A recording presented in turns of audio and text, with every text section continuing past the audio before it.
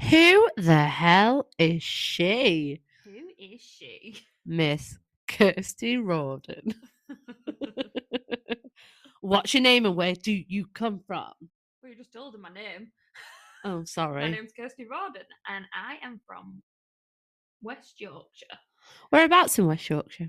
Well, I always say Halifax, but technically I live in Huddersfield. I live right on the border. Front garden is Halifax. No, front garden is Huddersfield, back garden is Halifax. So, yeah, technically I do live with a leg in each corner. That's funny. How long have you been a horsey girl? Well, probably from birth. Well, no, we didn't have my family are not horsey in the slightest. My granddad is horsey. He used to back horses for the milkman, I think. But Wow. my mum always tells me a story of how I got involved with horses. Is when we used to go on holiday. We went away when I was 3, and I used to every day I'd rummage in my mum's purse and steal money. I'm not a thief, honest. And the next thing she'd know, I'd be trotting off down the beach with my hand in the air with a 20p in my hand towards the horses on the beach. And then I'd be riding past on the biggest horse I could find every day. So that's where it started, I think. And then, so that was in the summer. And then in the September, she decided to take me to the local riding school. So how old were you then? 3. That's cute. So she took me the first time, and then she was never to be seen again because it was right on the top of a hill and it was very cold. So then Grandad assigned the role of chief farrier to the stables every Saturday morning.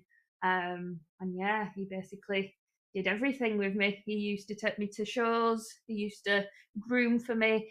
I even blamed him once for making me fall off because he was knelt down at the other side of the jump and he had his camera and my horse. We jumped beautiful round the show jumps, and as he came into the last jump, he caught sight of my granddad and spooked and face planted me over the jump. But he got a great photo. That's what it's all Well, about. I mean, as long as he captured the moment, bloody heck. Absolutely. I mean, I was furious. So he cost me a red rosette there. How dare he? How dare he? But yeah, he was, well, up until recently, he's been chief groom, chief photographer, chief everything. My ponies loved him. So yeah, he loves horses. Okay, so what sparked your love for horses? What sparked my love for horses? Yeah. We don't just discuss that. Running down the beach. No, but what is it about horses that encaptured you? Can we start that bit again? Do you want me to ask the question again? Yeah, because I was going to go on and tell you about my other ponies. But you've changed the question from my dialogue. Okay, so what do you want me to ask you then? That question again? Just where did it go from there, I think. Okay, so then where did it go from there? So I then carried on going to the riding school. Yeah, just absolutely loved horses. And by the time they used to do things called pony days where you go and basically get free childcare for the day. Well, it wasn't free, but about £10 for the day. Child slavery, that. So I get taken to the yard during the school holidays, and we'd ride the ponies and learn horse care and things. And then when I was 8, I got my first pony on loan, who was called Cher, who was actually the first pony that I ever rode when I was 3 years old. So she was my special one. So I had Cher on loan for 3 years. She taught me lots of things. And then, so when I got Cher, you used to have to go, and do all the jobs and things. So yeah, I just used to spend all day Saturday there, eating chips with me pooey fingers. And just getting lifelong friends as well. We've all done it. I know. Well, I still do. That's why my immune system's so good. Yeah, what is it? Like all horsey women must have really good immune systems. Yeah, I've got guts of steel. My lungs are probably half filled with dust, but yeah, good guts of steel. So then when I was 11, I think I outgrew Cher, so because she was a little strawberry roan 12-2 Welsh section B. I then found my new love in life, who was a black Dales cross called Dougie, and he was gorgeous. Well, he still is. He's still here. I think he's 30. How old am I? 33. He's 32 now, but he's still with us. But yeah, so I then got him, and I, again was there all the time. I ended up competing at, local shows. We did dressage, not very well. He loved jumping, he loved going cross country. We did beach rides, we did gymkhanas. Yeah, we just had fun, which I think it's what it's all about. And we had going out with my friends riding. We used to do crazy stuff. We used to gallop down the beach doing the YMCA. Like, that's just like, it's nutty. So much fun. So yeah, and then I left the riding school when I was 19 to go to university.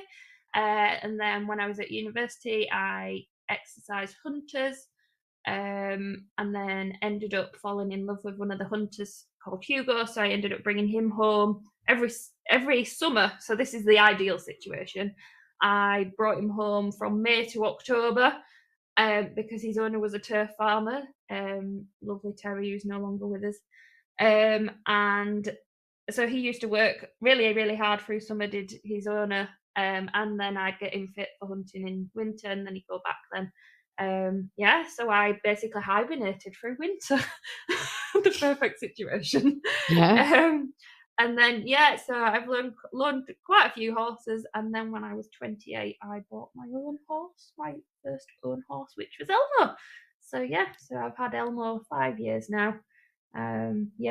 Massive, learning curve, buying a feral 3-year-old from Ireland. I thought I knew a lot about horses, and then realised when I got a feral 3-year-old that was unhandled that horses do not, in fact, come pre-programmed. That'd be nice, wouldn't it? Yes. That was a misconception that I soon realised wasn't true. Yeah. But huge learning opportunity. Absolutely. Like, I've learned so much from having a, completely untouched youngster to what he is today. So yeah, really. And I think you've done ridiculously well with him as well. Thank you. So you mentioned that you went off to university. Yeah. So what was that for? So at school, I always wanted to be a vet. Obviously, a love for animals, and the career advisors and teachers, the only options they give you really to work with animals is to be a vet or be a nurse. They do not realise there is a whole world of equine jobs out there. So I had the grades to go and be a vet at GCSE, so I went on to do my A levels and maybe went a little bit feral and off the rails, and maybe didn't quite get the grades that I needed for that. So I ended up going and doing bioveterinary science at University of Lincoln for 3 years. And then during that time, I was still wanting to be a vet, and was using that as like a prerequisite to get into veterinary. And in doing some work experience, I actually witnessed a nurse doing some just some basic range of motion techniques with a dog, an elderly dog who'd come in who was unable to move his back legs. And by the end of the day, he walked out of the surgery. And I think that was the point that I was like, I think I quite like that. Yeah. So then I started looking down the veterinary physiotherapy route, and ended up then going to Harper Adams, and doing a 2-year postgrad diploma in veterinary physiotherapy. So yeah, that's how I became a vet physio. So how long have you been qualified for? So I'll have been qualified 10 years this July. Wow. Yeah. So, as you know, obviously, we never stop learning when it comes to horses. So, how have you progressed in your career? Yeah, so I say to people now, it's quite funny that on paper I'm a veterinary physiotherapist, but actually in reality I don't really know what I am anymore because I've gone down that many rabbit holes that yeah I don't know what I am anymore. So uh, as a requirement to keep my Registration? yeah to keep my membership with the association that I'm registered with, you have to do 25 hours CPD. So that's continual professional development to be able to be insured and recognised by the body. So the first few years I just kind of did basic things like going on the thing, advanced palpation techniques and things like that. And then I started delving down bigger rabbit holes. So it wasn't until a few years ago that I started reading more, listening to podcasts, and actually, I think it was the Warwick Schiller Journey On podcast that kind of really started my my little bit of woo. I was so science based in my brain, like I was so for peer reviewed journals and everything else. And then one of my clients who I thought was completely woo at the time, love you Erica, she was the one who kept pushing for me to listen to the Journey On podcast. So I started listening to that. I'm sure many of you that are listening to this are probably fans of Warwick and will know that he starts the podcast off quite normal, and however many episodes, probably 250 episodes in now, we're down some deep rabbit holes. So I kind of went on that journey with him through listening to those podcasts. I also did his principles of training, which I think are absolutely amazing. So easy to apply to any kind of sphere of horse, any, I don't want to say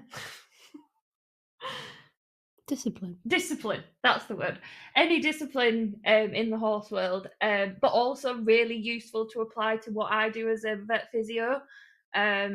Just about recognizing the horse and when they're concerned, and just really kind of observing what the horse is telling you before you kind of go in there and start touching the horse. And then that kind of, it was a catalyst then for me to start delving deeper into all things like nutrition, posture, management, hoof care, just everything. It just sparked my interest in just this whole new world of like a holistic care for horses. Then I went on and I was accepted on the nerve release course, and again that was another catalyst for just kind of appreciating how light we can be with our touch and how consent based the treatment needs to be. So basically, if you start bulldozing through all of the layers of tissue, body without any mental thought about it will block you out. Like if somebody comes to you and starts touching you, you can say that that's okay, but actually if your body's not in a state to accept that, it can absolutely just block out what's happening, and actually that can sometimes cause more damage. So now the work that I do is very consent based. It's about acknowledging what the horse is kind of saying throughout the treatment. They have a say in what happens, and I think that my treatments are a lot more successful because of that. Cool, like that. So I guess what's next for you now that you've deep dived down many a rabbit hole? What does the future hold for Kirsty? Well, I think I'm going to end up in a warren. Or a straitjacket. Or a straitjacket, yeah. An institute. But who cares? We'll all be in an institute together. Actually, no, let's just put the air quotes normal people in the institute, because actually I don't think we're the weird ones. I think this is the way we were meant to be. Yeah, And I just think it's absolutely. because we've become very aware of our surroundings, that, and aware of the whole, just more awareness, more self-awareness. And I think when you, especially when you listen about like tribes and things, they do this is how they live. Like, they are intuitive, they do listen to nature and the animals. So I don't think it's the woo people that are the woo. Love that. But yeah, I don't know, I'm just so curious about everything that I just love learning. I love educating people, and I love just empowering people to just open the mind up a little bit more, and just not be so just tunnel visioned in what they're Yeah. doing. I just think, there's no harm in opening your mind up to a different way of looking at things. And as Warwick says, because I love him, if you change the way you look at things, the things you look at change.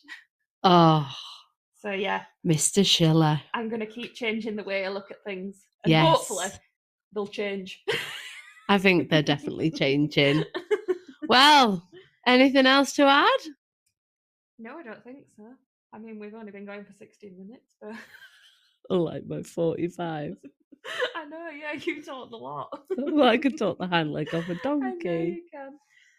Well, that was Kirsty. Short but sweet. Literally. I am literally short, maybe not too sweet.